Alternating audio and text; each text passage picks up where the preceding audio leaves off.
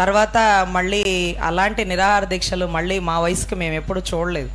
కానీ మా నాయకుడు అంటూ మేము చాలా సగర్వంగా చెప్పుకుంటాం వంగవీటి మోహన్ రంగా గారని. ఆయన కూడా కాపుల గురించి కాదండి, దళితులకు ఇచ్చే ఇళ్ల పట్టాల గురించి ధర్నాల్లో కూర్చొని నిరాహార దీక్షలో కూర్చొని ప్రాణాలు త్యజించినటువంటి పరిస్థితి. సో ఇటువంటి పరిస్థితుల్లో నేను ఈరోజు రామచంద్ర యాదవ్ అన్నకి మాటిస్తున్నాను. అన్న, ఒకవేళ మీ దీక్షకు విరమించాల్సిన పరిస్థితి మీ అనారోగ్యంగా వస్తే మీ సోదరి ఉంది ఆ దీక్షని కంటిన్యూ చేయడానికని ఏ మాత్రం మర్చిపోకండి. బడుగు బలహీన వర్గాల కోసం అవసరమైతే ఒకళ్ళు పోదాం, చరిత్రలో మిగిలిపోదాం అంటూ చరిత్రని సృష్టించాల్సిన వాళ్ళమే మనం. కానీ చరిత్రలో ఒక చింపిన పేజీల లాంటి పదవుల కోసం మనం ఎప్పుడు ఆశించమని యువతరానికి ఒక నాంది కాగలం అంటూ ఖచ్చితంగా నిలబడదాం. ఎందుకంటే ఎప్పుడు పదవులు కాదు కావాల్సింది, ఉద్యమ స్ఫూర్తి, ఉద్యమాలు అని. ఇంత గొప్పగా బీసీల కోసం 1000 ఎకరాలు నీకు లేదా నిలవనేడా? నీ ఇల్లు చూడ్డానికి 2 రోజులు పట్టిద్ది, నీ ఆస్తులు లెక్కేయడానికి 1 వారం పట్టిద్ది. అవతలవాడు ముఖాలకి రంగులేసుకొని సంపాదించుకుంటే కానీ ఇన్స్టాల్మెంట్ కట్టలేని పరిస్థితుల్లో నా అన్న అన్ని సుఖాలని వదిలేసి రాజకీయంలోకి వచ్చాడు అని మేము ఎన్నో మార్లు జనసేనలో చెప్పుకునే వాళ్ళం. కానీ ముఖాలకు రంగులేసుకోవాల్సిన పని కూడా బళ్ళ, సంపాదించాల్సిన అవసరం కూడా లేదు. ఉన్న కంపెనీల్లో ప్రతి నెల వచ్చేటటువంటి పేమెంట్లు చాలు కూర్చొని తిన్న కొలువు తీరనటువంటి ఆస్తులతో ఉన్నటువంటి రామచంద్ర యాదవ్ గారు ఈరోజు అనారోగ్యం క్షీణించి ఈ పరిస్థితికి వస్తున్నారంటే అది దేనికోసం అంటూ ప్రతి బీసీ సోదరుడు, ఏ పార్టీలో ఉన్న వ్యక్తి అయినా ఆలోచించాలి. ఏ పార్టీలో ఉన్న వ్యక్తి అయినా మీరు బీసీనే కదా, మీకోసం కష్టపడుతున్నాడు కదా, దేనికోసం? ఏమి లేక ఒకళ్ళ రాజకీయంలో గెలవాలనుకోండి, పొత్తులు పెట్టుకోవచ్చు, స్కీములు చేయొచ్చు. నిరాహార దీక్షలు చేస్తారా అండి? చేసిన వాళ్ళు ఎవరన్నా సరదాగా ఒకళ్ళని చూపించండి, మీ వల్ల అవుతుందేమో.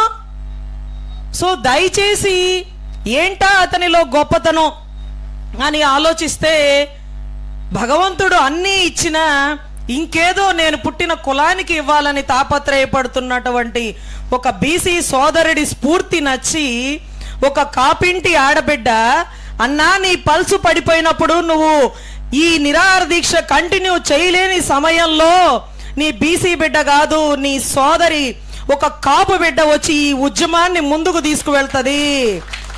రాష్ట్రం దిగి వస్తుందా, నాయకులు దిగి వస్తారా చూద్దాం. పోతామన్నా కరోనాతో పోయినోళ్ళు ఎంతమంది, యాక్సిడెంట్లో పోయినోళ్ళు ఎంతమంది, హాస్పిటల్ బెడ్ మీద పల్స్ అందక ప్రాణాలతో పోరాడే వాళ్ళు ఎంతమంది, చరిత్రలో మిగిలిపోతామన్నా.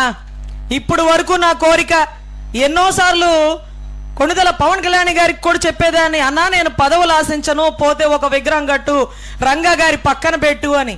ఈ రోజు నా బీసీ సోదరులు కూడా కడతారు, ఒకవేళ మేము పోతే మా విగ్రహాలు.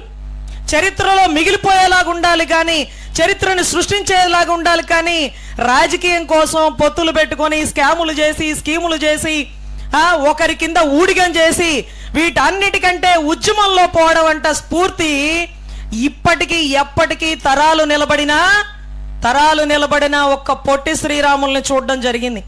మళ్ళీ చూస్తాం. మా నాయకుడు చచ్చిపోయే క్షణంలో కూడా, ప్రాణాలకు తెగించే పరిస్థితుల్లో కూడా ఒక దళిత బిడ్డల కోసం పోరాడి చరిత్రను సృష్టించి బడుగు బలహీన వర్గ నాయకుడిగా ఎలా అయితే ఎదిగాడో, ఈరోజు నీ స్ఫూర్తి వల్ల కన్నా రజనీకి కూడా ఎదిగే అవకాశాన్ని నువ్వు కల్పించావని నేను కోరుకుంటూ, నీకు ఇబ్బంది జరిగిన రోజున అందరి నాయకుల్లా సంఘీభావం పలకను, నీ స్ఫూర్తిని కింద పడనీయకుండా, నీ జెండాను పడిపోనీయకుండా నీతో పాటు వచ్చి ఇదే టెంట్లో కూర్చొని ఇదే నిరాహార దీక్షని కంటిన్యూ చేయడానికి ఏ మాత్రం ఆలోచించనని గుర్తుపెట్టుకో అన్నా. ఖచ్చితంగా చెప్పుకోవాలి ఒక మనిషి గొప్పతనాన్ని. మీకు తెలుసు జనసేన పార్టీ నుంచి ఆయన బయటకు వచ్చి చాలా ఇబ్బందులు పడి ఒంటరిగా పోరాటం చేసి ఎన్నో కేసులు ఎదుర్కొని ఎన్నో ప్రాణాంతక పరిస్థితుల దాకా వెళ్ళినా సరే వెనక్కి తగ్గకుండా ఒక వ్యక్తి ఎందుకు పోరాడుతున్నాడు? డబ్బు కోసమా? కాదే, లేదే పేరు కోసమా? అది సాధించుకున్నాడే. ఆయన ప్రోటోకాల్ బందోబస్తుని పెంచుకొని, మరి దేనికోసం అంటే నేను పుట్టిన కులం కోసం అంటూ 10 అడుగులు ముందుకు వేస్తూ అన్ని కులాలని కలుపుకెళ్తాననే ఒక సదుద్దేశంతో, ఒక గొప్ప స్ఫూర్తితో వచ్చారండి. మీకు ఈ విషయం చెప్పాలి. వినూత కోట జనసేన పార్టీ ఎమ్మెల్యేగా పోటీ చేసింది మీకు తెలుసు. తర్వాత అన్యాయంగా ఒక కేసులో ఇరుక్కున్నప్పుడు ఈ విషయాన్ని రామచంద్ర యాదవ్ గారు ఎప్పుడు ఎక్కడ చెప్పలేం, మేము చెప్పాలి ఈ విశ్వాసంతో. ఆయన వినూత కోట వాళ్ళకి ఫోన్ చేసి, ఆ అమ్మాయి ఫోన్ కలవకపోతే వాళ్ళ మామగారి నెంబర్ తీసుకొని చేసి, అమ్మా చెన్నైలో నాకు మంచి సర్కిల్ ఉంది, అమ్మాయికి ఏ కష్టం వచ్చినా ఏ అవసరం వచ్చినా నీ అన్న ఉన్నాడని మర్చిపోకుండా ఆడబిడ్డకి కబురు చేసి చెప్పండి అమ్మా, నేనున్నానని అంటూ వాళ్ళ మామగారితో మాట్లాడడం జరిగింది. ఏ అవసరమైనా నిలబడతానని చెప్పండి అంటే, అరే ఏ పార్టీ కింద పోటీ చేసినావు? ఏ వ్యక్తి నిన్ను రాజకీయాల్లోకి తీసుకొచ్చాడు? ఏ వ్యక్తి నీకు రబ్బర్ చెప్పుల రాజకీయం అంటూ నేర్పించాడు?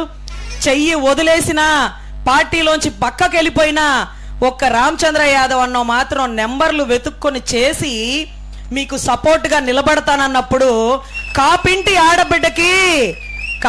ఆడబిడ్డకి ఎంత సపోర్ట్గా అందరినీ దాటి వచ్చినాడో నిన్నటి రోజు 3 రోజుల క్రితం వినూత కోట స్వయంగా నాతో చెప్పింది. అప్పుడు ఆశ్చర్యం అనిపించింది. అబ్బా, ఈ విషయాన్ని చెప్పాల్సిందే. ఒక వ్యక్తి గొప్ప త్యాగ గుణం, ధైర్య గుణం, ఈ సహాయం చేసేటటువంటి ఒక స్ఫూర్తి చెప్పుకోవాల్సిందే. ఏదో గొప్ప గుణం ఉంది అనుకున్నాను అతనిలో, ఇంత గొప్ప గుణమా అని మనస్ఫూర్తిగా అనిపించిందండి. ఆ రోజు వినూత కోట వైపు మాట్లాడిన ప్రతి ఒక్కడు సంఘ విద్రోహ శక్తిలాగా సృష్టించినటువంటి టీడీపీ పార్టీకి ఎదురెళ్ళి నీకు నేనున్నాను తల్లి అని అన్నాడు రామచంద్ర యాదవ్ అన్న. ఖచ్చితంగా మేము సహాయం అడగకుండా మా ఇంటి ఆడబిడ్డకి సహాయం చేయాలనుకున్న ఆయన స్ఫూర్తి, ఆయన ధైర్యం, ఈ రోజు ఆయనకి ఇబ్బంది జరిగిన రోజు ఇదే టెంట్లో ఆయన పక్కన నేను కూర్చొని సంఘీభావం తెలపడానికి మీ అందరికీ తోడుగా నిలబడతానంటూ, ఖచ్చితంగా అన్న చాలా ధైర్యంగా ఉండాలి, అనుకున్న లక్ష్యాలని సాధించాలి. ప్రభుత్వం దిగొచ్చి చర్చలు చేస్తే కొంపలే మునిగిపోవు. కోట్లు దేశాలు దాటించి స్కాములు చేసిన వాళ్ళలో ఎంతమంది మీ పార్టీలో ఎమ్మెల్యేలుగా ఎంపీలుగా ఉన్నారో మాకు తెలుసు. బ్యాంకు స్కాముల్లో ఉన్నాడు, ఈ రోజు బెయిల్ మీద తిరుగుతున్నోళ్ళు మీ పార్టీ ఎమ్మెల్యేలుగా డిప్యూటీ స్పీకర్లుగా ఉన్నారు మాకు తెలుసు.